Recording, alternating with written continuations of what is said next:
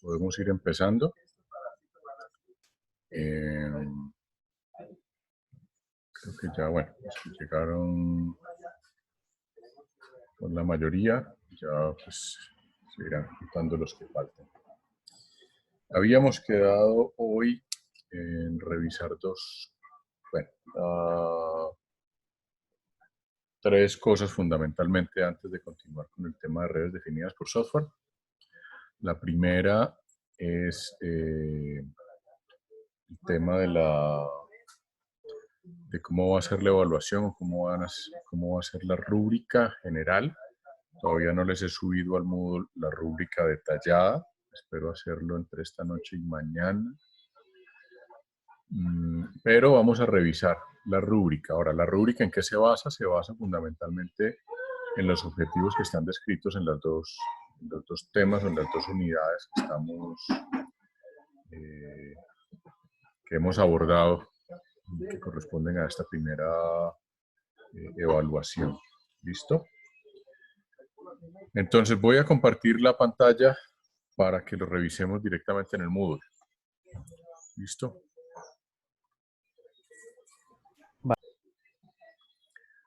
Pues fíjense que ustedes allí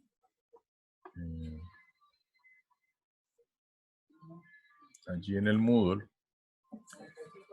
si se fijan, la primera unidad que tiene que ver con las arquitecturas de red hace referencia a tres objetivos muy claramente definidos. Uno es describir una red telemática en términos de arquitectura y alcance. Eso está relacionado con lo que hemos estado viendo de las diferentes tecnologías, según el tipo de red, si es una red de área amplia. En el caso de las redes locales, yo he asumido que es un tema que ustedes han trabajado, que trabajaron en el curso de redes 1, el concepto de Ethernet. Entonces, segundo, explicar las diferencias entre las arquitecturas de redes de acuerdo al tipo de usuario. Y básicamente nosotros hemos hablado de dos grandes tipos de usuario, el usuario corporativo y el usuario residencial. En algún momento mencionamos otros posibles tipos de usuario, aunque pues no hemos entrado no entramos en tanto detalle con esos otros tipos de usuario, pero también recuerden que hablamos de los objetos, hablando del Internet de las cosas, hablamos de vehículos como posible tipo de usuario, robots. Entonces, en términos generales, esos son los tipos de usuario y la idea es que ustedes tengan capacidad de explicar eso. Finalmente, justificaré el uso de un tipo de arquitectura según los requerimientos de usuario. Esto es básicamente un tema de selección de tecnología, dependiendo si estoy hablando de una red corporativa, dependiendo si estoy hablando de un usuario final o de un usuario residencial, etcétera. Es decir, si yo tengo una determinada situación de conectividad, cuáles son las arquitecturas o la arquitectura o arquitecturas, que puede ser una o varias, que me va a servir para poder cumplir esos requerimientos de usuario. En la unidad 2, donde hablamos de tecnología de acceso en redes de área amplia, fíjense que los objetivos son estos: definir requerimientos para transmisión de datos. Esos son los tipos de servicio de los que hemos hablado, básicamente algunos conceptos de tipo de tráfico que también vimos un poco.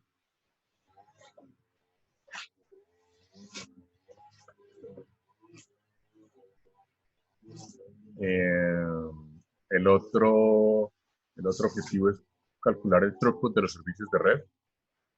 Yo creo que ahí, debo decir que ahí todavía nos faltan cosas, porque hasta ahora nosotros hemos llegado a hablar del concepto de throughput muy general, lo detallamos en el nivel 3 o llegamos hasta MPLS. Entonces, digamos, estamos en el tema del throughput todavía a un nivel más conceptual. Sin embargo, yo esperaría que ustedes estén en capacidad de calcular el throughput desde el nivel 3 hacia abajo, bajo el concepto de throughput que hemos discutido acá. Describir las características de desempeño de un servicio de transmisión de datos, eso está relacionado también con las tecnologías que vimos, con las diferentes arquitecturas, con las diferentes tecnologías, con MPLS.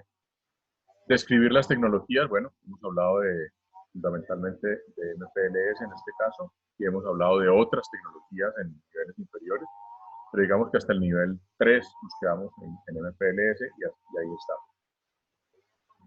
Y establecer criterios que permitan seleccionar a un proveedor que responda a los requerimientos de la organización. Esto es algo que no entra en la evaluación, pero es algo que hay que ir teniendo en cuenta porque en la medida que vamos avanzando en el curso, o yo diría que al finalizar la unidad 3, esto tiene que quedar bastante claro y ustedes deben estar en capacidad efectivamente de establecer esos criterios. Entonces, en términos generales, lo que yo espero es que con la evaluación ustedes puedan mostrar que están cumpliendo al menos 2 objetivos de estos por cada una de las unidades vistas, y la evaluación va a estar orientada en ese sentido. Va a ser una evaluación, en este caso va a ser más teórica, más conceptual. Eso les va a permitir a ustedes mucha libertad, puesto que como vamos a hacerla sobre Moodle, entonces pues tendrán oportunidad de consultar las notas, de consultar internet, etcétera, etcétera. Va a haber probablemente un problema muy general, probablemente no, va a haber un problema muy general que esté relacionado con definición de requerimientos y con tecnologías de servicios de transmisión de datos. Un problema en el cual ustedes deban definir qué tecnologías van a utilizar y por qué la van a utilizar. ¿De acuerdo?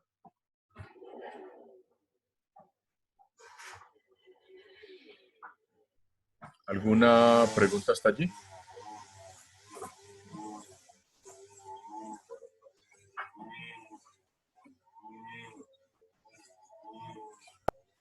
De momento no. Vale. Entonces, vamos a hacer un ejercicio rápido para como qué serían cosas que podrían preguntar. Por ejemplo, lo último que acabo de decir es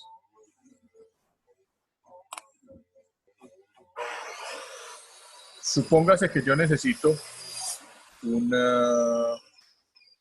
contratar un servicio de acceso a Internet para poder asistir a clases en ICESI, dadas las condiciones que tenemos de virtualidad y sabiendo cuáles son las cosas que vamos a usar. Pero debo tener en cuenta, por ejemplo, que tengo un hermano que es gamer y que usualmente suele estar jugando cuando yo estoy en clase. Entonces, allí la pregunta es, bueno, ¿cuáles son las consideraciones que ustedes tendrían que hacer para definir cuánto ancho de banda contratar con un determinado operador y qué tipo de tecnología de las que vimos estarían ustedes tentados a seleccionar? Sabiendo que hay en Cali al menos 3 operadores, en algunas zonas de Cali 4, y cada uno de esos operadores utiliza tecnologías diferentes. Entonces, si quieren, vamos empezando la discusión y ustedes me van contando qué pensarían. ¿Listo? No sé, empecemos. Mejor dicho, el que quiera empezar, me cuenta. Por una pregunta, en esta parte supondríamos que pues ambos estarían utilizando el servicio tanto para jugar y videoconferencias al mismo tiempo, ¿cierto? Sí, sí, o sea, estamos en el mismo lugar de residencia, en la misma casa, estamos compartiendo la capacidad de la red, entonces hay que pensar en, bueno, tengo dos opciones, o amarro a mi hermano para que no juegue mientras estoy en clase, o tomo una decisión de cuánto ancho de banda contratar para que la cosa funcione decentemente. Ok. Pues yo en base a la experiencia que he tenido con distintos servicios, optaría sobre todo por el servicio de fibra óptica de Movistar. Creo que con 100 megas sería suficiente, aunque eso también depende del área, porque hay algunas áreas en las cuales no llega el servicio y todo. ¿Por qué 100 megas? Porque digamos que las videollamadas, a pesar de que muchas veces se consumen bastante ancho de banda, últimamente se han ido optimizando cada vez más, entonces no recurriría tanto. Ah, y otra cosa, que trataran de ser simétricas para la hora de los juegos, pues vaya un poco más fluido. ¿Y qué crees que consume más, la videollamada o el juego? La videollamada. ¿Sí? ¿Que cualquier juego? Mm, A mí sería el juego. no, porque por lo menos yo he tenido acá en mi casa más problemas con videollamadas que con juegos. Yo creo que más bien dependería del tipo de juego. Listo, entonces eso es una consideración. Hay que pensar en cuál es el tipo de juego o qué juego. Por ejemplo, hay quienes juegan World of Warcraft, hay otros que juegan LOL, hay otros que juegan, qué sé yo, Dofus. Ahora hay otro juego que está muy de moda, que es, ¿cómo es que se llama? Among Us. Cada uno de esos juegos tiene unos requerimientos distintos de ancho de banda. Ahí también está la parte de que mucha gente se conecta a través de Discord, que es otro canal de voz, ¿no? A la hora de jugar. Profe, Por pues ejemplo, digamos que pues, aquí como buscando, pues el ancho de banda para LOL, o sea, para jugarlo sin ningún problema, está en cerca de 5 megabits por segundo, mientras que para tener una videoconferencia de HD sería por lo menos 1 megabits por segundo. Ah, esa sería otra consideración. ¿A qué resolución usted querría tener las videollamadas? exactamente. Ahí tendrían ustedes que mirar, bueno, qué tipo de videollamada voy a tener. Entonces tendrían que ver, por ejemplo, nosotros usamos Zoom. ¿Qué características de video requiere Zoom? ¿Qué ancho de banda requiere Zoom para las videollamadas, por ejemplo?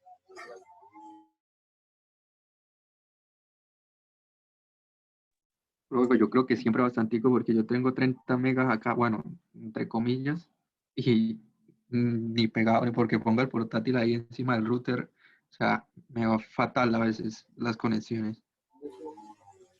Ahí entra otro factor, acuérdense del reuso. Esos 30 megas están compartidos Eso. con todo el vecindario, La, la, dependiendo de la tecnología. Entonces, ahí hay dos consideraciones. Uno, el factor de reuso.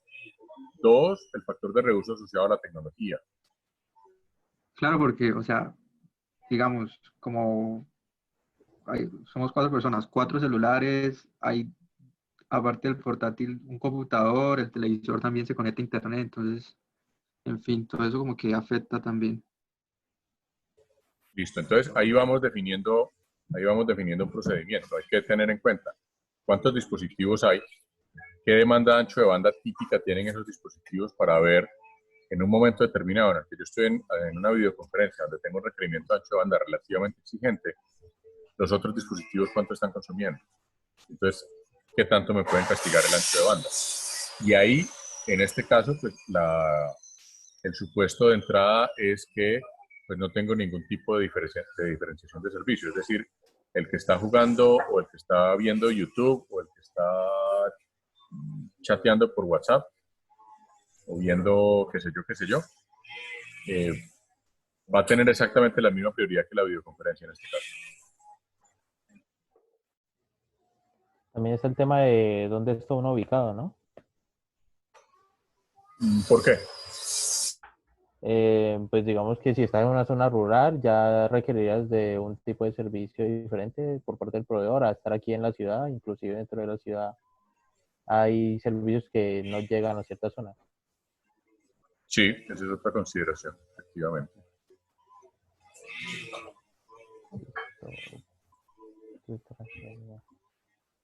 Y ahí entonces tendríamos que hablar de tecnologías. Si estamos hablando, por ejemplo, ahora dijiste Movistar. ¿Ahí de qué tecnología estamos hablando? ¿Con qué características? Pues ellos manejan la red de fibra hasta el hogar. Creo que esta sería la de GPON. ¿No? Y aunque también, si no estoy mal, manejan, por lo menos acá en la casa, tenemos a través de cable coaxial. Ok. ¿Ya? Por eso te digo que depende de la zona, porque hay algunas zonas en las que puede llegar un tipo de tecnología y otras que no. Ajá.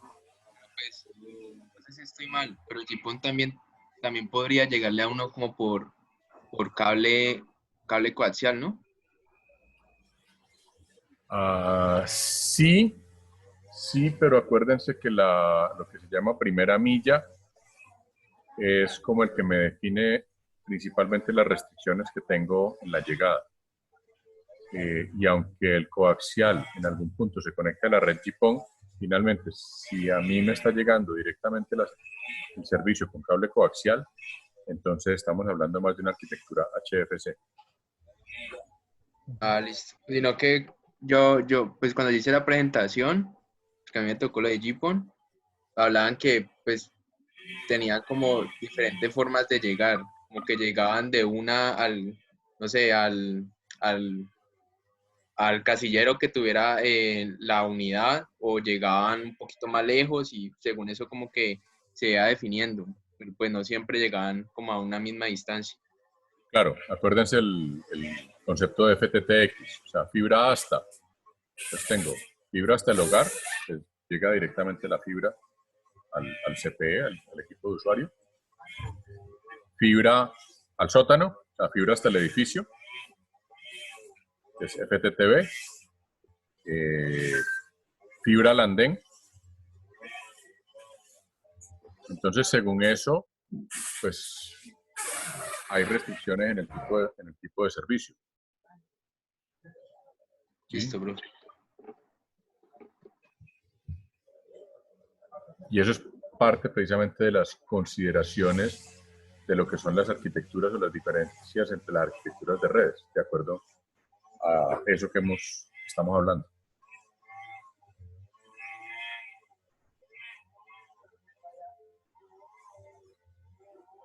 Bien, el otro tema que seguramente vamos a mencionar es el tema de MPLS. Entonces, una posible pregunta podría ser del tipo, dada una red MPLS con tales y cuales características y con una tasa de transmisión en el nivel físico de tanto, entonces, ¿cuál sería el throughput a la salida de la capa MPLS hacia arriba? ¿Cómo lo calcularían, por ejemplo?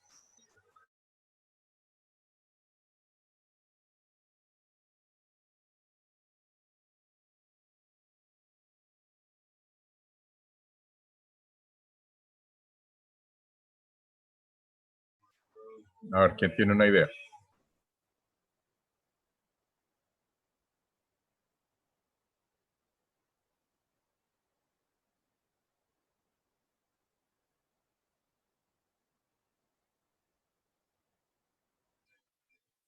Hace unos días me dijeron más o menos que había que tener en cuenta, pero en este caso particular, hasta MPLS, ¿cómo medirían ustedes o cómo calcularían ustedes el throughput de la red?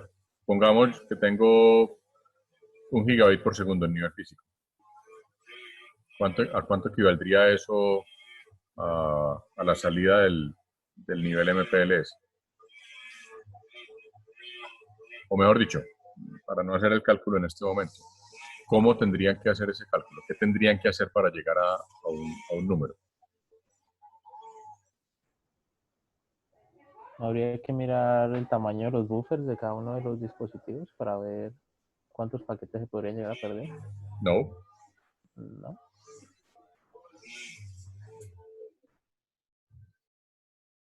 Es todavía más sencillo.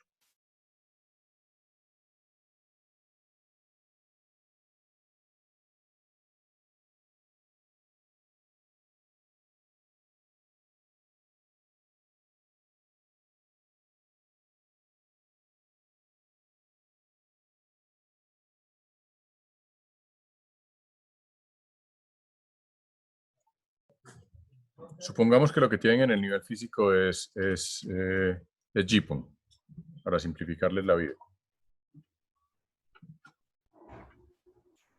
Pues, ¿por cuántos empalmes pasan? O sea, ¿por cuántos dispositivos pasa?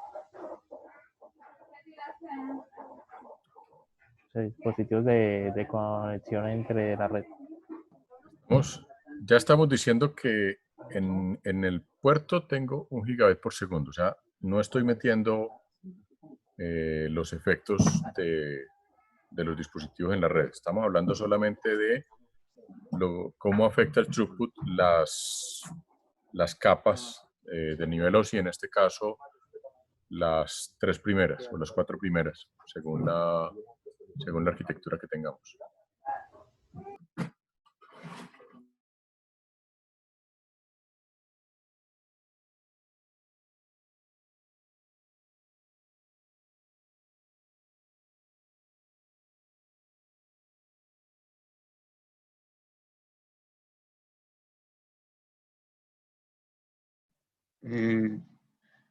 Sería como, o sea, tendría que ver como la cantidad de datos relacionada con el tiempo.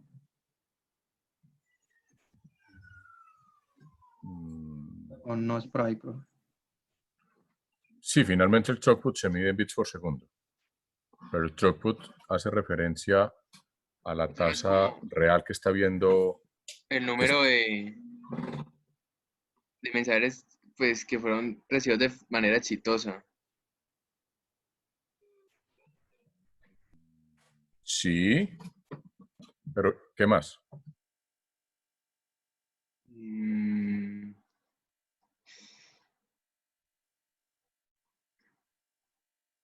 Pero pues no sé cómo, digamos, como en sí, cómo calcularlo. Si me dicen, digamos, 1 megabit por segundo, hay el throughput, pues no sabría cómo hacer el cálculo, es mi duda. Ahí lo que ustedes tienen que mirar es, si recuerdan cuando hablamos de MPLS agrega un overhead, se agrega una etiqueta, ¿listo? Se agrega una etiqueta al paquete IP, ¿sí? Sí. Ahora, ¿qué hay debajo de eso? Hay un paquete 802.1 probablemente, 802.1, un 802.2, hay un 802.3, si estamos hablando de GPON o de EPON, y cada uno de esos tiene un tamaño que es un payload, ¿sí? Entonces lo que hay que ir haciendo es ir contando cuánto es el exceso de datos que no son datos de usuario. O sea, ir contando cuántos son los encabezados en cada uno de esos niveles para poder decir, mire, el throughput es el tanto por ciento de todo el tamaño de paquete. Entonces, del gigabit por segundo, lo que me queda en datos de usuario después de pasar a la salida del MPLS es esto. Hay que mirar la relación que hay entre la suma de todos los encabezados con respecto al ancho de banda disponible. Exactamente. Ah, entonces sí era más fácil. Sí, y que era fácil.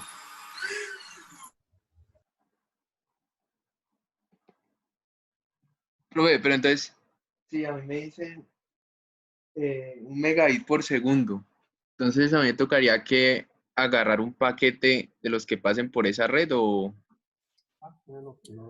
No te tocaría agarrar un paquete, lo puedes calcular teóricamente, mirando 1 megabit por segundo, por ejemplo, hagamos un ejemplo en una red Ethernet.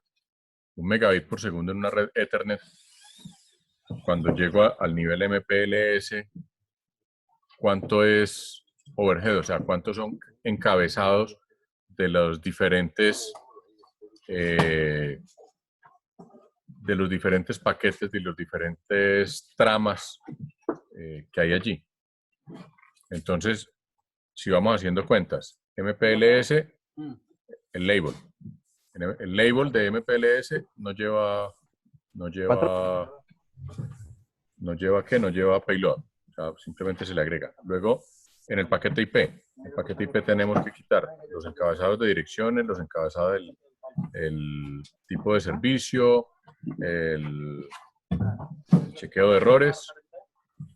Y dentro del payload de IP, lo que para IP es un payload, entonces ese payload de IP va a ser un paquete, una trama, perdón, 802.3, que a su vez tiene un encabezado, unas direcciones MAC. Entonces vaya quitando cosas y al final lo que queda es el throughput. ¿Sí? Entonces hay que ver de un paquete típico de IP que tiene un tamaño tal, ¿cuánto de eso es overhead añadido por cada una de las capas por donde debe transitar ese paquete, para ver en el nivel físico cuánto es overhead y cuántos son datos reales de usuario, que es el throughput? Y como les digo, es un cálculo teórico. Se puede hacer completamente teórico, o se puede hacer también en la práctica con un analizador de protocolos tipo Wireshark. Listo, profe. Ya entendí.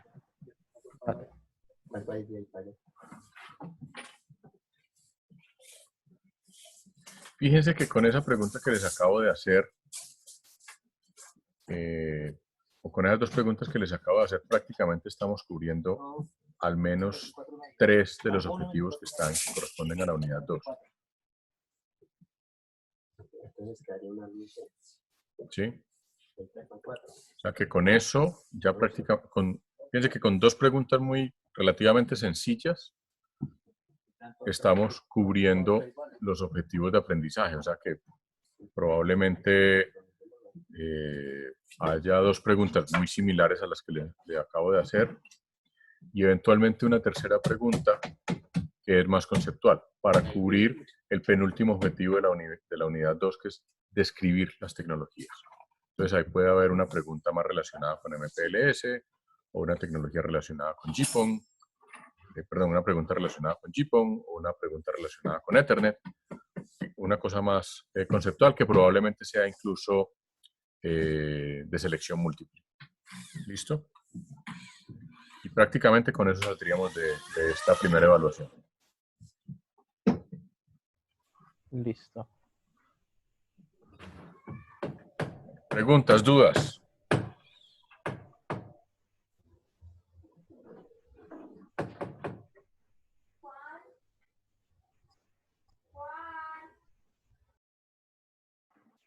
Pues yo no tengo preguntas.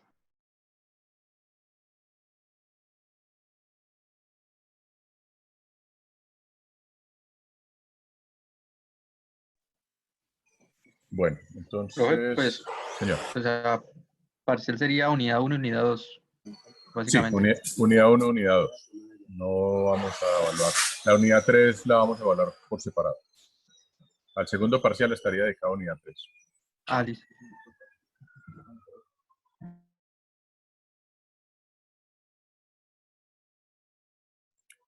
Listo. ¿Podemos pasar entonces a algunos conceptos sobre tipos de servicio? Parece bien.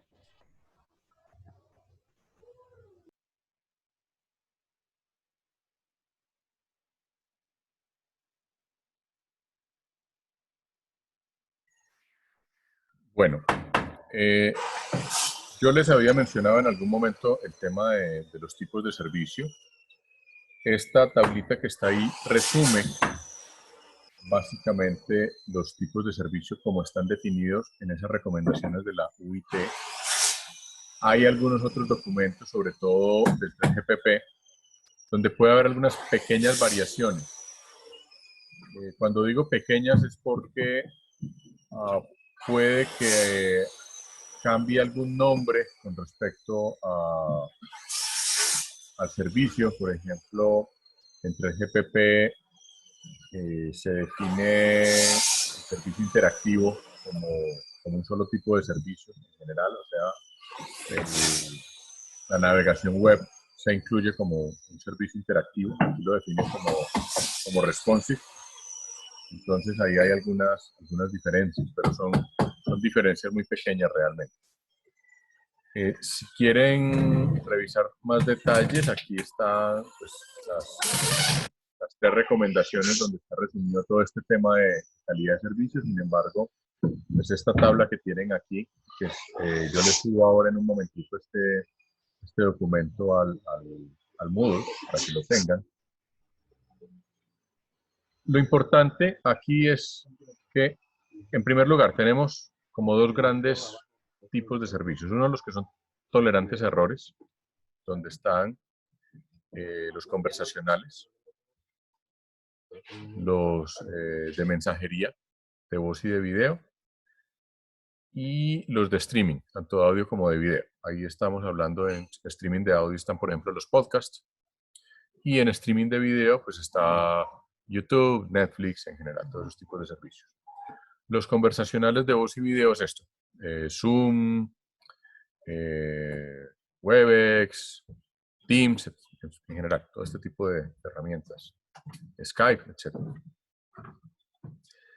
Aparece todavía el servicio de fax. Esto es un tema, aunque el fax está prácticamente en desuso, al menos yo hace muchos años no veo un fax. Se sigue manteniendo allí, porque hay algunas entidades, entre ellas la misma ITU, que todavía utilizan fax.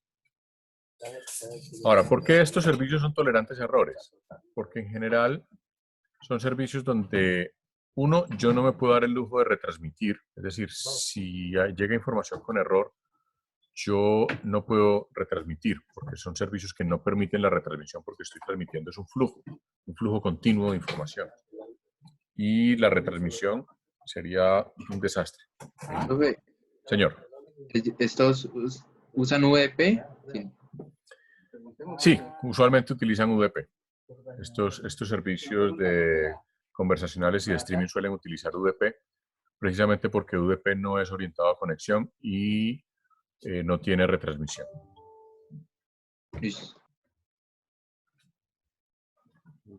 Entonces, les decía que pues, este tipo de servicios, si hay errores,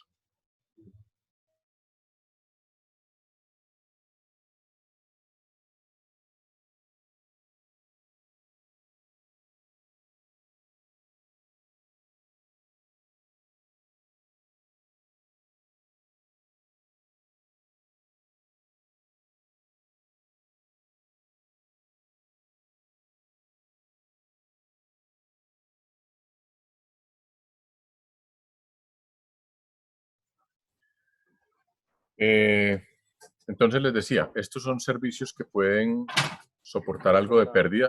Si en un video llegan paquetes en error o se pierden paquetes, lo que vamos a notar es o que se congela un momentico el video o que hay algún tipo de glitch o es el término, en televisión lo llaman artefactos, que es que de pronto le salen a unos cuadritos negros en la pantalla, cosas por el estilo.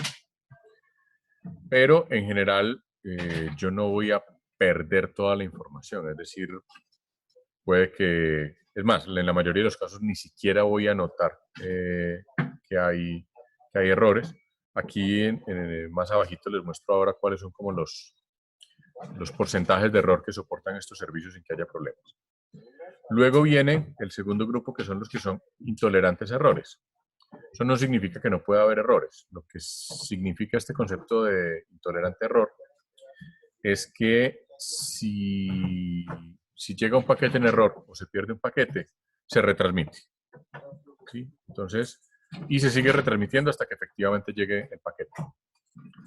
En este caso, estos suelen estar montados sobre TCP, de tal manera que, porque TCP tiene el servicio de retransmisión, o sea, TCP permite, cuando llega un paquete en error o cuando se pierde un paquete, solicita retransmisión al otro extremo de la comunicación. Entonces, fíjense que ahí estamos, ellos hablan de servicios interactivos. Fíjense que aquí también estamos hablando de unos determinados retardos. Dentro de estos interactivos están lo que se denominan comando y control, como el Telnet o el SSH, que es o el escritorio remoto. No sé si ustedes han visto que hay algunas aplicaciones que utilizan un escritorio remoto. Es decir, que yo lo que tengo es una emulación del escritorio de Windows de algo que está corriendo por allá en un servidor. El Telnet, que hoy en día es... Putin, ¿Señor? Putin también podría ser, ¿no? Pues que Sí, uno usa. sí, también. Telnet está asociado a una consola remota. Se sigue utilizando mucho para administrar servidores de forma remota sobre un protocolo que se llama, hoy en día se utiliza el SSH, que es seguro. El Telnet original no era encriptado y pues eso llevó a problemas complicados de seguridad en su momento. Si han visto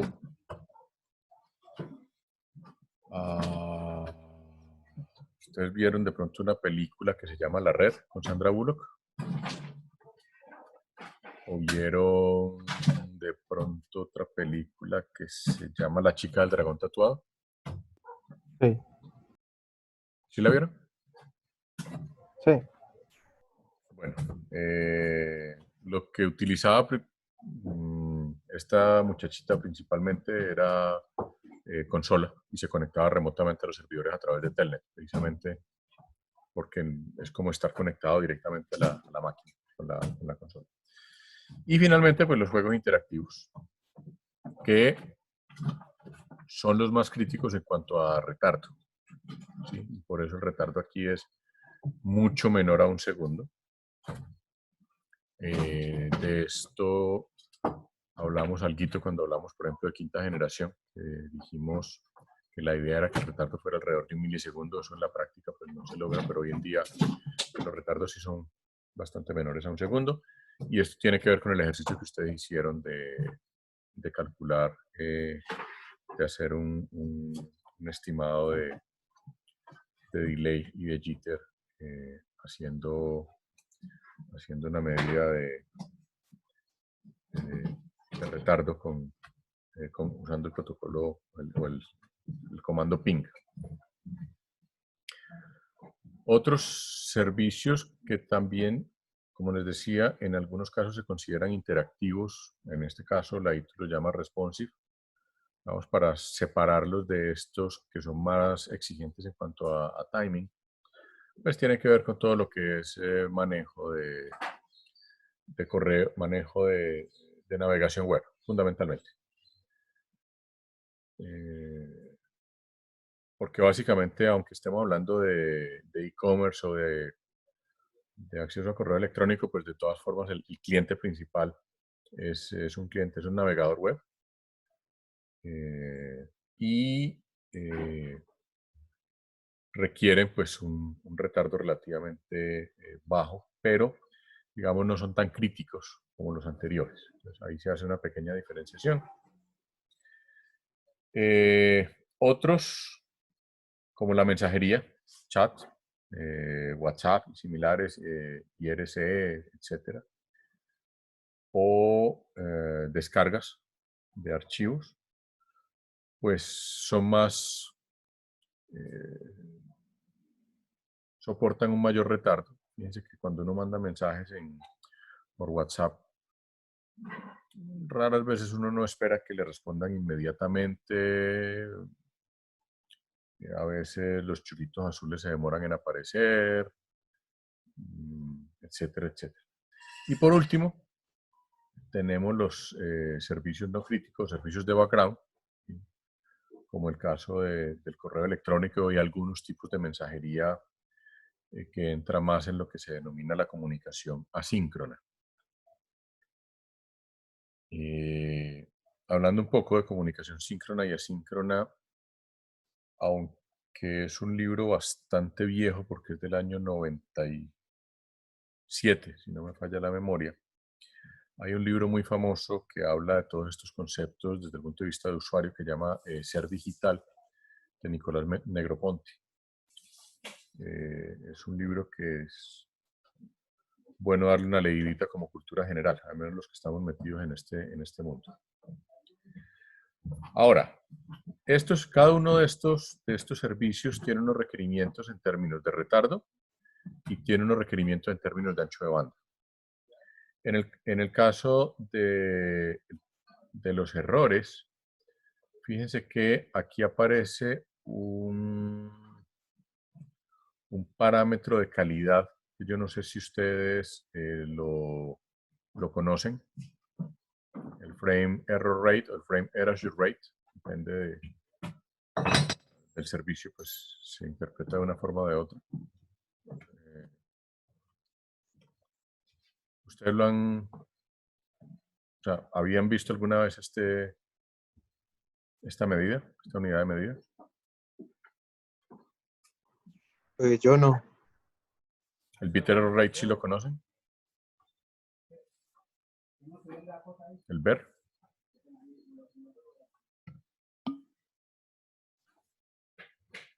Sí. Listo. Pero el de frame, no. Bueno, son equivalentes. La diferencia es que el frame error rate o el frame erasure rate se suele medir en la capa de aplicación. Y entonces eso hace una pequeña diferencia. Normalmente el bit error rate se suele medir en el nivel físico y es una tasa de error a nivel de bit. Sin embargo, en los servicios de streaming o de voz se mide la tasa de error de la trama completa. ¿Por qué? Porque es que lo que me puede afectar más el servicio es que se pierda o se afecte una trama completa. Incluso para reducir la tasa de error de trama, lo que se suele hacer en el nivel físico es algo que se denomina el bit scrambling, que lo que se hace es que en el nivel físico los bits se revuelven de una manera predeterminada o predefinida. Y eso lo que hace es reducir la tasa de error de trama porque si hay pérdidas de bloques de bits en el nivel físico, no se me están perdiendo ni todos ni una parte grande de los bits de una trama. Entonces, pero si se me pierde una trama completa, eso sí me puede afectar la calidad del servicio. O sea, ahí es donde yo voy a poder ver o que el video se deteriora o que la voz se deteriora. No sé si les ha pasado en una conversación celular que la voz empieza como a oírse gangosa o entrecortada. Eso es porque el FER sobrepasa cierto umbral y entonces el receptor no es capaz de reconstruir toda la información. Entonces, por eso se mide básicamente arriba, directamente en el nivel de aplicación. Y se mide en términos de tramas completas de payload de datos.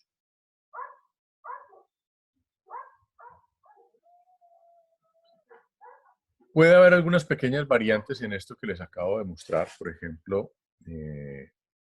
aquí me muestran más o menos estos mismos parámetros, pero asociado a los parámetros de prioridad que se manejan en el concepto de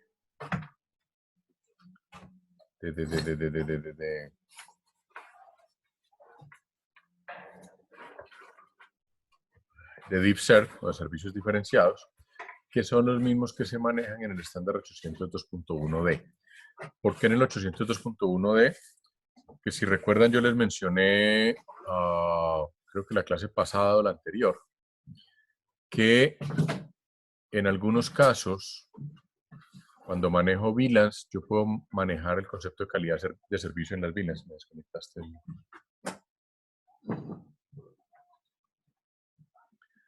Puedo manejar el concepto de calidad de servicio en las VLANs.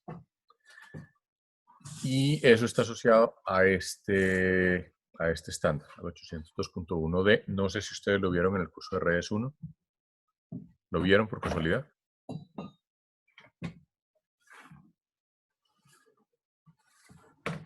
¿Lo del estándar? Sí, el 802.1. El 802.1. Creo que lo alcanzamos a tocar, pero muy por encima. Ok, entonces déjenme, yo tomo nota por aquí porque cuando hablemos de redes definidas por software, eso en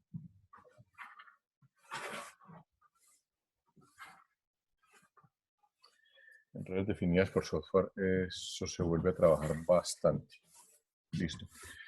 Pero bueno, el caso es que, fíjense que tenemos dos conceptos que no son idénticos, pero son equivalentes. El excelente effort que llaman aquí es básicamente equivalente o el mismo que aquí se denomina responsive. El best effort hace referencia a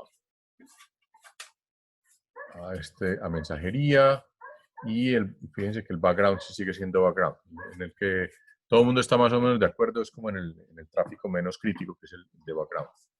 En los otros hay pequeñas diferencias según el estándar que uno revise, por eso pues hay que estar más o menos familiarizado, al menos con los tres más utilizados, que son el IEEE, las recomendaciones ITU y el del 3GPP, que es el que tiene que ver con redes de datos. Ahora, ¿cuáles son las dos cosas que hay que tener en cuenta? Uno es el retardo, dos, el ancho de banda o la capacidad requerida por cada uno de estos servicios. Si es solamente un servicio de voz, dependiendo del códec que yo vaya a utilizar, la capacidad requerida puede estar entre 12 kilobits por segundo y 32 kilobits por segundo. Podría ser 64 kilobits por segundo, pero creo que ya hoy en día nadie, o casi nadie, utiliza voz con 64 kilobits por segundo. Pero sí hay algunos servicios de voz que pueden utilizar los 32 kilobits por segundo. Casi todos estos sistemas que utilizamos hoy en día, Zoom, Teams, etcétera, codifican la voz a una tasa de 12 kilobits por segundo, que es una tasa que consume poco y funciona, tiene una calidad bastante decente. En la parte de video, una tasa típica de transmisión de video, si estamos hablando de definición estándar, son 250 kilobits por segundo. Si estamos hablando de alta definición, entonces el requerimiento puede ser superior a un megabit por segundo o cercano a un megabit por segundo. Y si ya estamos hablando de video en 4K y cosas por el estilo, pues entonces los requerimientos son muchísimo más grandes. Les recomiendo que miren exactamente cuáles son los requerimientos de capacidad en bits por segundo de cada uno de estos servicios. Eso es importante porque si uno va a hacer un dimensionamiento de capacidad de la red, que fue lo que acabamos de mencionar, pues tiene que saber cuánto le consume cada uno de los servicios para poder hacer un cálculo de capacidad y saber cuánto necesita contratar. ¿Listo?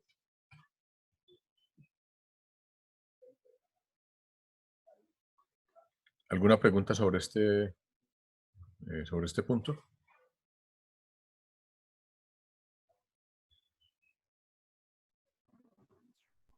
No, Vale.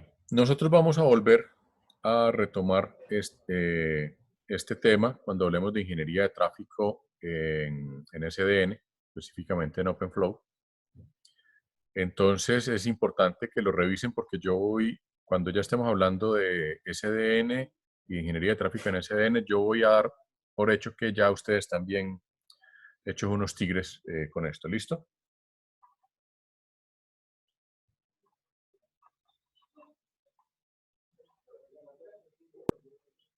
Listo, profe. Bueno, si no hay más preguntas, entonces continuemos con este baile de las redes definidas por software. Aquí habíamos quedado la clase pasada, justo en esta diapositiva, ¿cierto?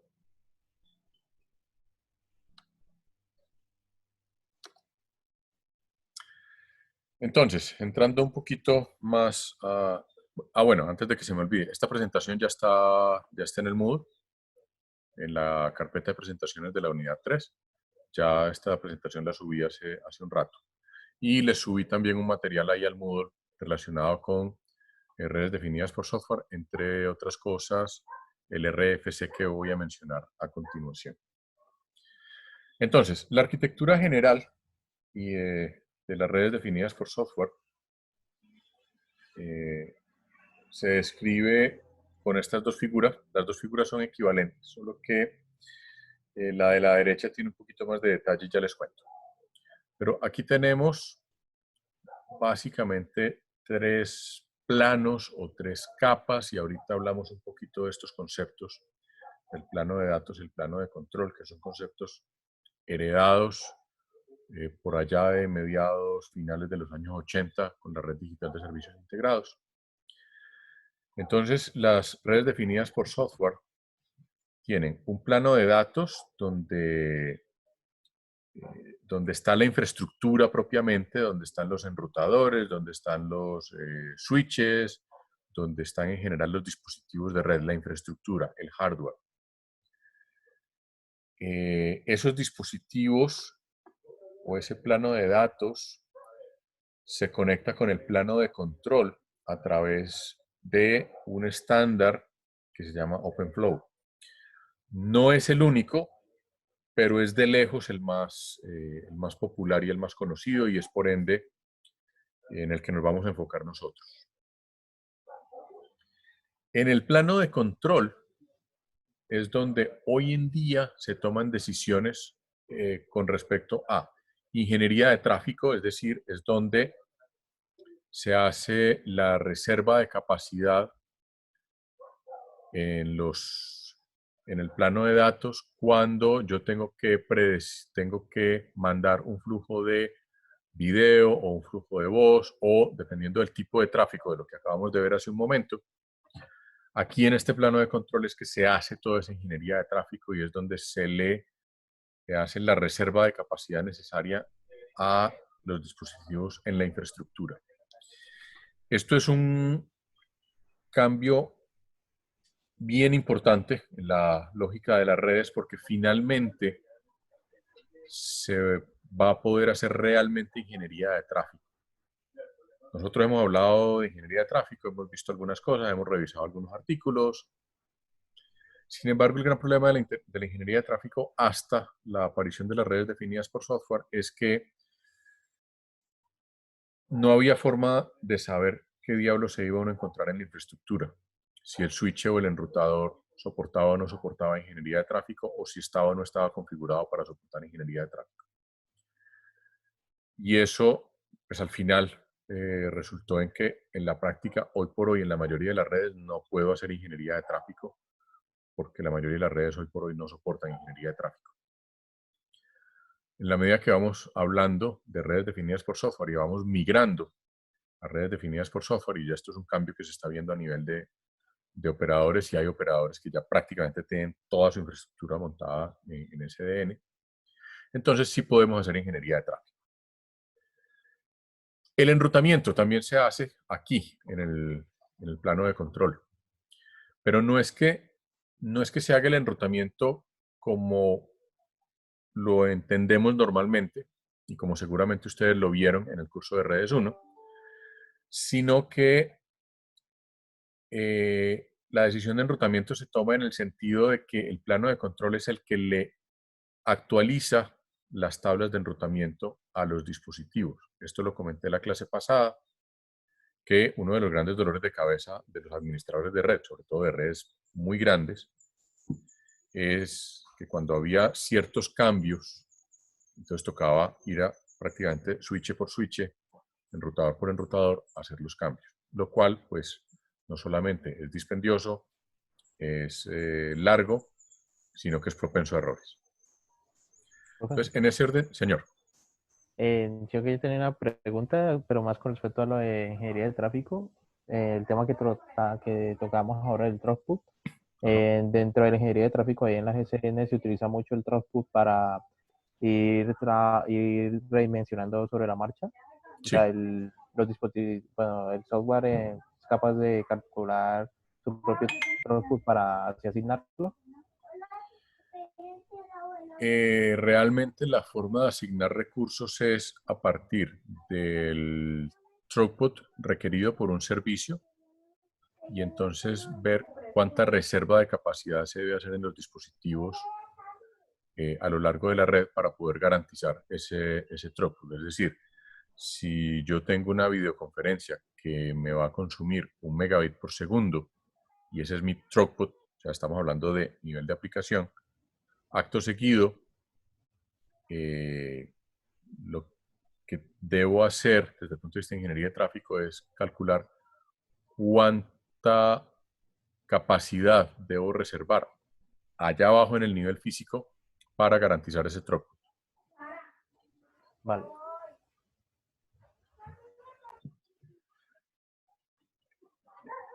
Bien, entonces les decía que en cuanto al enrutamiento, lo que se hace normalmente desde el plano de control es estar actualizando de tanto en tanto las tablas de enrutamiento, que se puede hacer de manera completamente dinámica si no es la práctica común. O sea, no es que yo esté actualizando las tablas de enrutamiento cada 10 minutos ni cosas por el estilo. Usualmente las tablas de enrutamiento suelen ser más o menos fijas, pero cada que hay que hacer actualización o cada que conecto un nuevo dispositivo en la capa de infraestructura o en el plano de datos, entonces simplemente el plano de control se encarga de actualizar eso.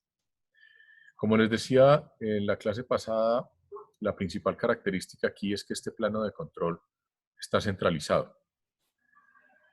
Usualmente está en la nube o está en el fog, en la niebla, dependiendo de la arquitectura específica de red. Ya entraremos un poco en más detalle en la medida que vamos avanzando en esta unidad. Y ahorita en la presentación vamos a ver algunas cuestiones.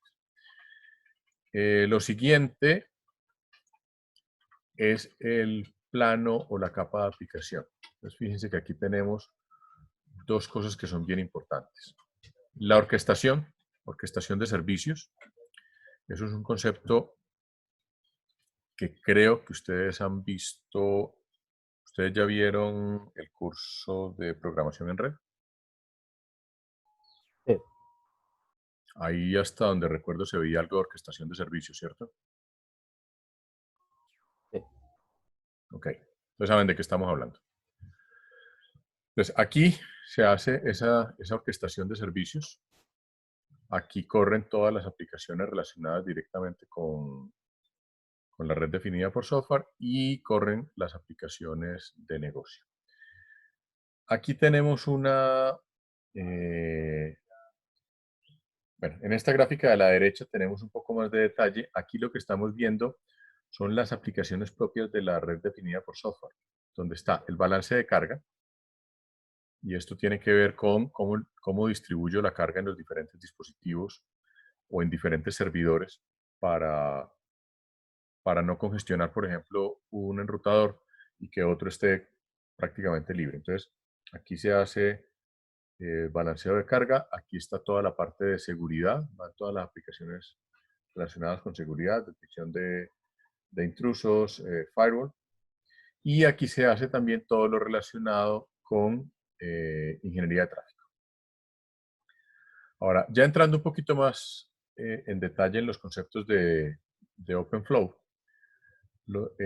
el controlador propiamente es un software. Esto es un software que corre sobre una máquina, sobre un servidor, sobre un usualmente un contenedor.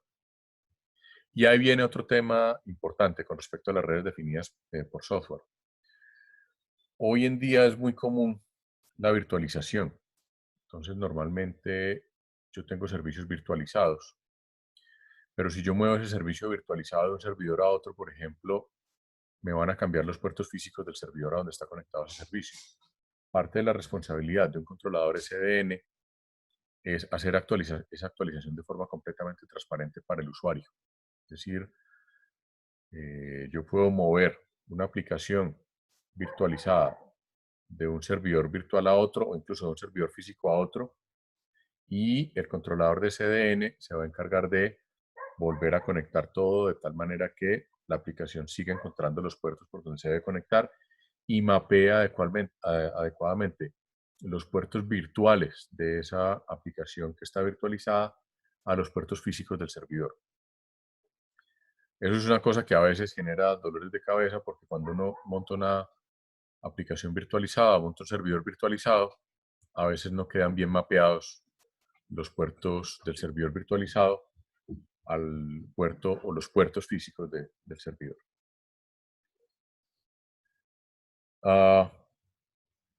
Entonces, dentro de la arquitectura de OpenFlow específicamente hablando, fíjense que aquí en esta gráfica se menciona OpenFlow aquí y aquí se habla de unos APIs generales. Ya la arquitectura OpenFlow define todo esto, es decir, OpenFlow ya incorpora todo esto, al menos todo lo que tiene, lo que va desde la capa de infraestructura hasta la capa de aplicación, hasta el plano de aplicación. Y los APIs los distribuye o los divide como en dos, lo que se denomina la interfaz norte y la interfaz sur.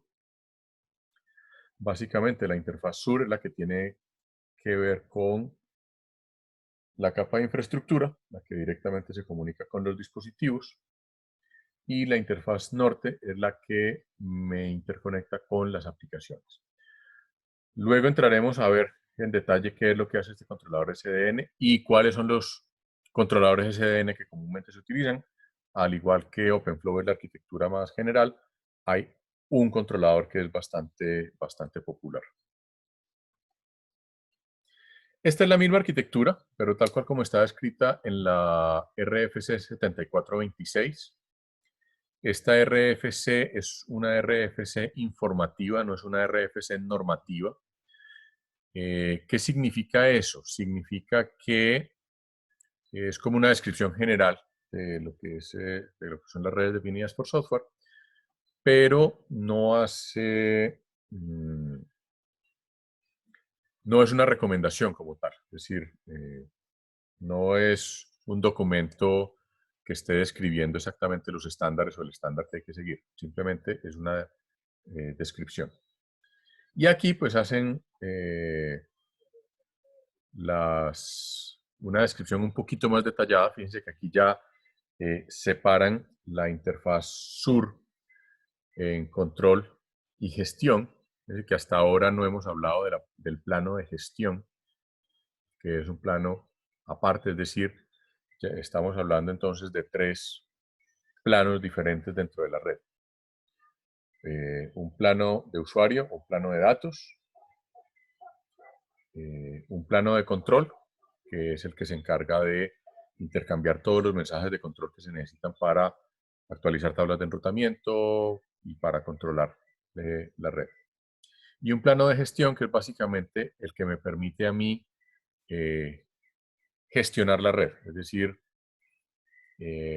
por un lado, visualizar el estado de la red y por otro lado, hacer ciertas modificaciones en la operación de la red. Yo puedo, por ejemplo, desde la gestión puedo modificar la configuración de un puerto, puedo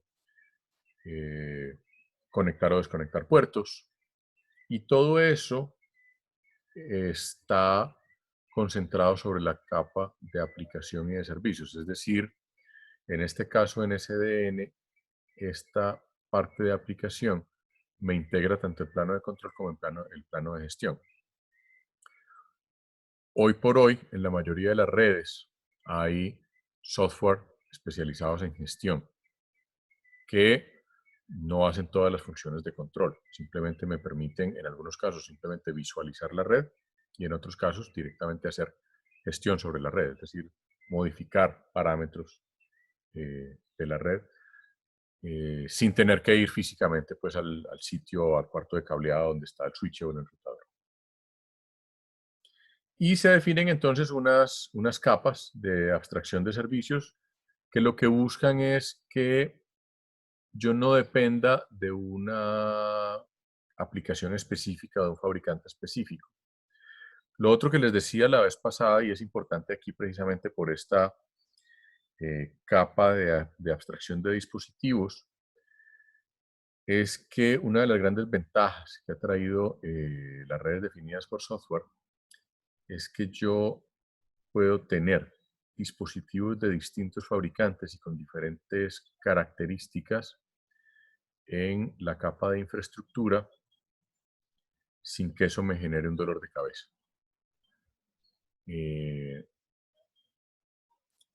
Para entidades privadas como nosotros eso no suele ser un gran problema porque nos podemos dar el lujo de decir nosotros le compramos a tal o cual fabricante y ya está, y tenemos un estándar. Eso es muy común hoy en día en las redes de instituciones privadas y en los operadores privados. Los operadores de telecomunicaciones usualmente también suelen comprarle a un solo fabricante y una configuración muy estándar. Eso tiene unas ventajas, tiene unas desventajas. Las ventajas es que desde el punto de vista de repuestos y mantenimiento es mucho más sencillo todo, porque yo sé que toda mi red es de marca tal, referencia tal, con esta configuración, entonces no necesito pues, un stock de repuestos muy variado. Por otro lado, desde el punto de vista de gestión, pues también es un poquito más fácil porque usualmente los software de gestión suelen estar muy amarrados al fabricante. Entonces, si tengo sistemas de diferentes fabricantes, probablemente tengo que tener diferentes sistemas de gestión. ¿Dónde está lo malo? En que la optimización de la red es un poco más compleja, precisamente porque como todo es estándar, pues cuando trato de optimizar, pues ya me tengo que salir del estándar y eso genera algunos problemas. Como les digo, eso es un lujo que se pueden dar las entidades privadas, las entidades públicas, al menos aquí en Colombia, que compran por licitación, pues usualmente tienen un sancocho de dispositivos en su infraestructura porque en algún momento hicieron una licitación, se ganó la licitación el fabricante X, luego un año después hicieron otra licitación y entonces se la ganó el fabricante Y, y entonces al final tienen infraestructura del fabricante X, del fabricante Y, del fabricante Z y así sucesivamente.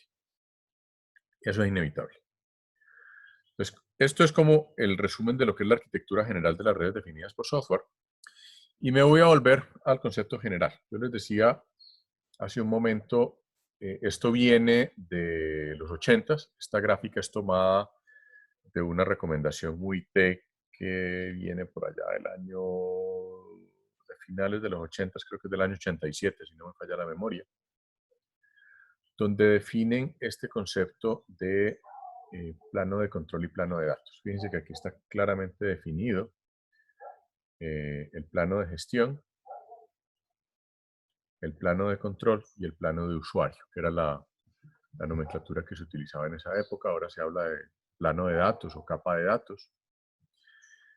Y en los distintos niveles del modelo OSI, por eso se ve en 3 dimensiones. Nosotros usualmente estamos acostumbrados a ver el modelo OSI en 2 dimensiones, donde vemos nivel físico, nivel de enlace, nivel de red,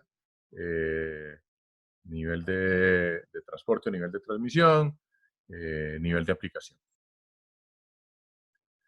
Aquí lo vemos ya en 3 dimensiones, donde me aparece pues, el plano de gestión y el plano de control.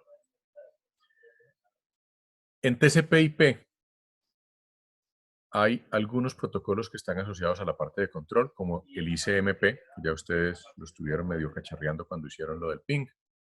El ICMP es el protocolo de control de IP, pero no sé, en la arquitectura TCP/IP vamos que no se suele manejar este concepto de plano de control, plano de datos o plano de usuario, ni mucho menos plano de gestión. Aunque en TCP/IP también existe el protocolo SNMP, que es para gestión, pero usualmente todo va embebido, todo va integrado dentro de los paquetes IP. Lo que se hace con las redes definidas por software es volver a este concepto de plano de control, plano de datos, para poder precisamente separar lo que es el plano de gestión y el plano de control, poder llevárselo a la nube, mientras que el plano de datos pues sigue en la infraestructura. Hasta hoy no es posible pues llevarme el plano de usuario a la nube, porque pues los usuarios no están en la nube, o sea, no hay cómo hacerlo. Aunque lo han intentado, no crean que no.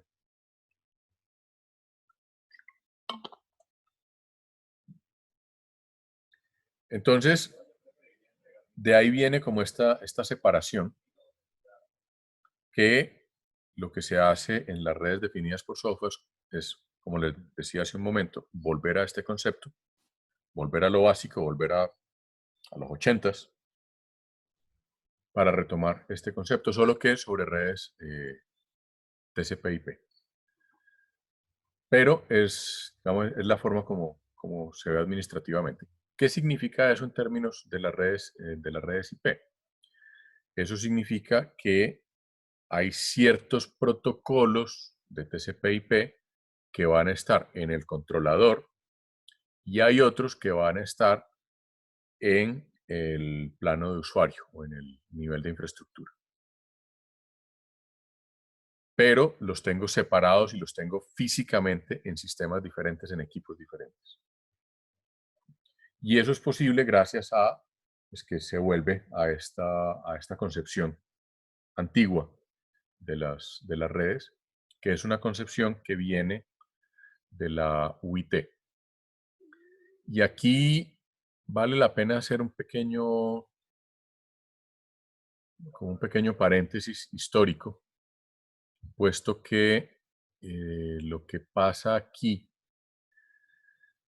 es que en su momento estas arquitecturas UIT se dejaron de lado porque TCP/IP se apoderó de todo, es decir, TCP/IP se volvió el estándar de facto, mientras que las arquitecturas UIT entraron en desuso hasta que pues, se retomó el concepto de redes definidas por software y volvimos como a juntar las dos cosas, es decir, a tratar de retomar lo mejor de los dos mundos.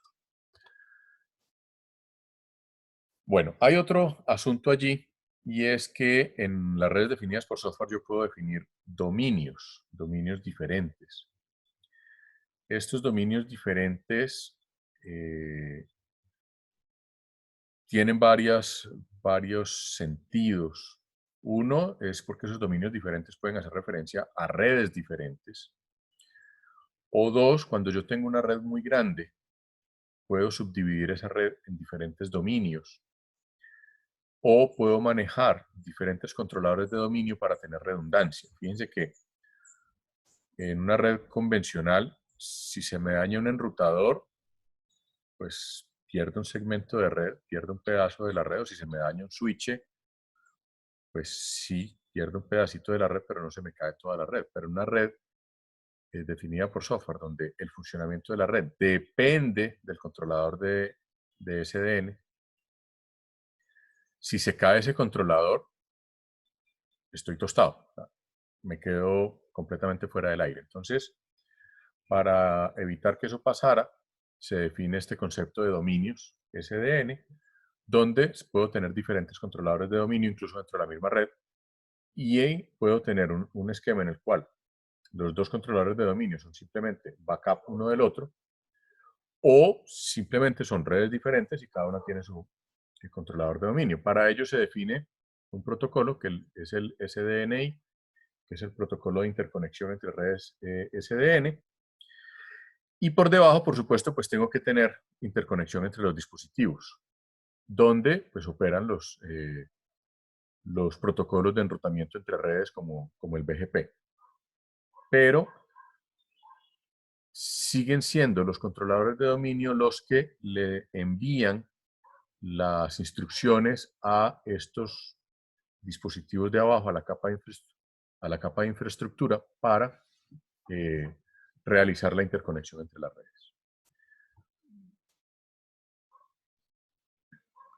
Este SDNI, o este protocolo de interfaz, tiene unas características básicas, tiene unas funciones que son obligatorias. Las funciones de este SDNI incluyen estas que están listadas ahí en la diapositiva. Coordinar la configuración del flujo. Bueno, ahorita hablamos de los flujos, pero un concepto muy importante de las redes definidas por software es el concepto de flujo. De forma resumida, un flujo hace referencia fundamentalmente a grupos de paquetes que tienen mismo origen, mismo final. Básicamente, paquetes que tienen misma dirección origen y dirección destino. Entonces, esos paquetes usualmente se organizan en algo que en SDN se denomina un flujo. Entonces, parte de las funciones de este protocolo SDNI es coordinar la configuración del flujo, originada por aplicaciones que contienen información como requisitos de ruta, calidad de servicio, acuerdos de nivel de servicio en los diferentes dominios. Fíjense que aquí aparece otra cosa muy importante y es que puedo manejar acuerdos de nivel de servicio entre dominios, que antes de tener SDN, los acuerdos de nivel de servicio entre dominios eran acuerdos que se hacían prácticamente en el nivel físico. Por lo tanto, pues eran acuerdos de nivel de servicio muy limitados, porque lo máximo que yo podía garantizar eran unas características de nivel de servicio en términos de capacidad, disponibilidad y otros parámetros de red muy elementales, pero no calidad de servicio en términos de servicio como tal. Lo segundo es intercambiar información de accesibilidad para facilitar el enrutamiento entre las redes, de tal manera que un solo flujo pueda atravesar múltiples SDNs y haga que cada controlador seleccione la ruta más apropiada dentro de su red, siempre y cuando pues, haya varias rutas posibles. Para eso se definen unos tipos de mensajes. Hay unos que son obligatorios, otros que son opcionales. Estos que están aquí son los obligatorios, que son actualización de accesibilidad, solicitud de configuración, desmontaje o actualización de flujo. Que fíjense que esa actualización de flujo incluye parámetros de calidad de servicio, parámetros de tasa de transmisión de datos o velocidad de datos, latencia y otros parámetros adicionales. Y finalmente, actualización de capacidad, donde también se habla de, o podemos hablar de velocidad de datos y calidad de servicio, así como capacidades de software. Fíjense que ya estamos metiendo aplicaciones, es decir, el SDNI me permite parametrizar los flujos de acuerdo a las aplicaciones. Esta es la estructura general de OpenFlow. Entrando ya a OpenFlow, que es como el controlador o la arquitectura general. Hago énfasis en que esta arquitectura es de 2012 porque hay una arquitectura un poco más reciente, que la veremos después. El documento que hace relación a esa arquitectura está también ya en el Moodle. Algunos de los cambios están alrededor de esto, del protocolo OpenFlow. Se me perdió el puntero. ¿No? Pasó. Parece que se me tostó el... ok, ya me apareció el puntero otra vez. Otra vez se me desapareció. Bueno, ya volvió. Una de las cosas aquí más críticas es el protocolo de interconexión entre el controlador SDN y el switch OpenFlow, o el switch que soporta OpenFlow. O sea, básicamente entre el controlador y la infraestructura. Inicialmente se definió sobre SSL, que es un protocolo encriptado, Este SSL ha tenido algunas actualizaciones para mejorar el cifrado, utilizando AES 512, si no estoy mal. Pero versiones más recientes de la arquitectura de la norma de OpenFlow, pues ya actualizan esto y en algunos y se definió pues un protocolo específico. Ya no es SSL, sino un protocolo específico para OpenFlow. Fíjense que una de las cosas particulares aquí es que para yo poder trabajar con redes definidas por software tengo que tener dispositivos que soporten la arquitectura. En este caso, dispositivos que soporten OpenFlow o que implementen toda la arquitectura y las APIs de OpenFlow. Y eso es un proceso que apenas se está dando. Yo no sé, por ejemplo, si los switches que nosotros tenemos ya soportan OpenFlow. Yo sé que hay diversos dispositivos de Cisco que soportan OpenFlow. Se me ha olvidado preguntar si de alguno de los que tenemos en el laboratorio soporta OpenFlow. Pero bueno, tengo que hacer esa verificación para que podamos hacer alguna práctica relacionada con esto. Esta es la definición más, digamos, más certera de flujo. La especificación como tal no define el concepto de flujo, pero digamos que hay como un acuerdo general de que es un flujo, que es lo que les acabo de mencionar hace un momentico, donde pues un flujo se define como una secuencia de paquetes que atraviesan una red y que comparten un conjunto de valores. Básicamente, dirección fuente, dirección destino es como lo básico que comparte un flujo, pero pues también puedo, digamos, ir definiendo los flujos de una forma más detallada. Yo puedo tener misma dirección fuente, misma dirección destino, pero distintos parámetros de calidad de servicio. Entonces, eso también me define distintos flujos. VLAN. Eso me permite entonces hacer VLANs entre redes corporativas, por ejemplo, de diferentes sedes de una empresa. Puedo definir VLANs entre diferentes sedes de una empresa a través de flujos de OpenFlow. Para esto existe una cosa que se llama la tabla de flujo, que está relacionada directamente con la tabla de enrutamiento, solo que en el controlador OpenFlow lo que se construye es una tabla de flujo, que es como el bloque básico de construcción. Ahí perdónenme que me quedó el término traducido. Aquí estamos hablando de un switch. Es que en el español de España todavía lo llaman conmutador, pero bueno. De tal manera que pues, cada paquete que ingresa a un switch pues, puede pasar por varias tablas de flujo, dependiendo de los componentes. Cada tabla de flujo tiene al menos 6 componentes, que son estos que están aquí. Unos campos que me permiten seleccionar los paquetes que coinciden con ciertos valores, de tal manera que con esos campos de coincidencia voy armando el flujo. Una prioridad, que es relativa a las entradas de esa tabla y básicamente me sirve para hacer una definición de calidad de servicio.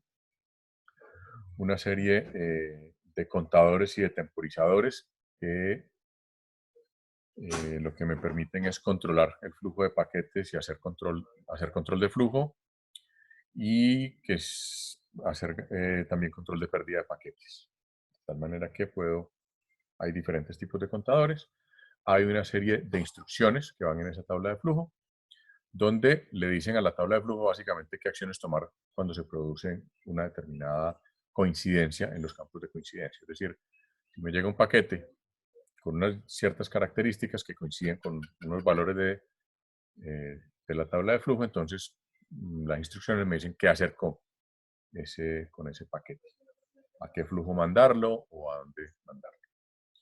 El tiempo de espera, que tiene que ver con el mismo concepto de time to life que hemos visto ya en MPLS, que es básicamente el tiempo de inactividad antes de que el switch descarte un flujo. Y algo que llama una cookie, que es como algo no está muy bien definido, pero digamos lo define como el administrador del controlador.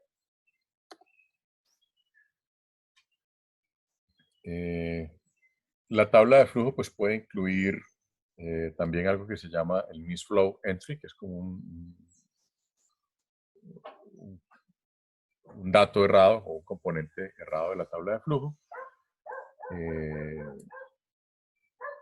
Y se maneja un concepto que es el de los comodines, en inglés se denomina el wildcard, donde, digamos, yo puedo tener unos campos de coincidencia que son mandatorios o puedo tener unos que son tipo comodín, es decir, que no necesariamente tiene que coincidir, pero si va a un comodín, pues entonces le doy un determinado tratamiento, que en general pues es como la prioridad más baja del flujo. Y finalmente algo que se denomina el componente match field. Y por último, esta lista que está aquí, todos estos son los que son obligatorios, es decir, todos estos campos que están en estas 3 diapositivas son absolutamente obligatorios. Ahí está, pues unas que son bien conocidas. Sobre esta, un comentario. Cuando se habla de la dirección de origen y destino Ethernet, porque la versión original de OpenFlow solamente consideraba Ethernet como niveles inferiores.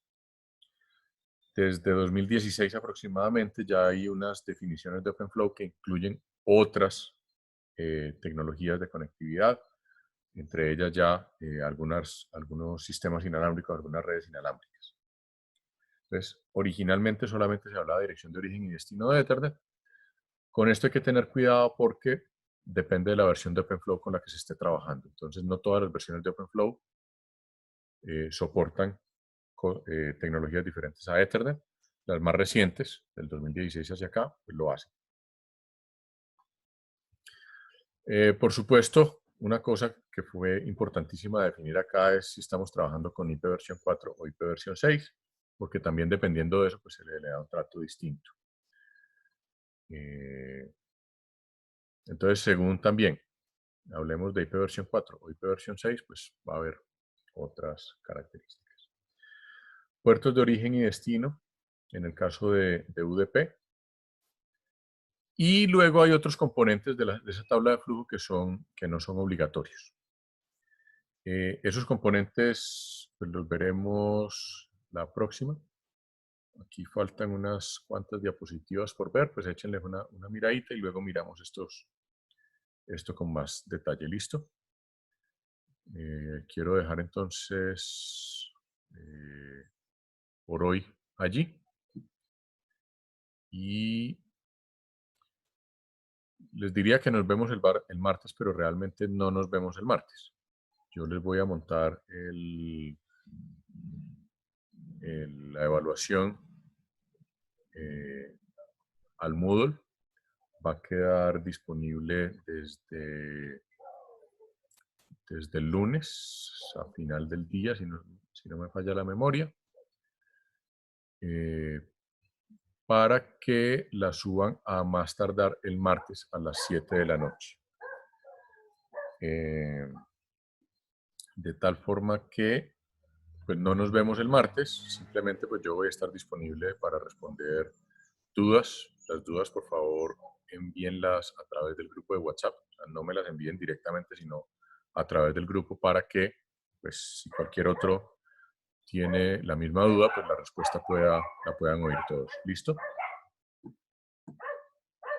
Entonces, pues nos volveríamos a ver el jueves para seguir con este tema, ¿vale? Ah, ok, o sea, profe, entramos ya al examen a modo directamente. Sí, señor. Vale. Exacto. Listo. Listo. Eso era todo por mi parte. Nos vemos entonces. Yo ahorita les subo en un momentico subo este video también para que lo tengan de referencia. ¿Listo?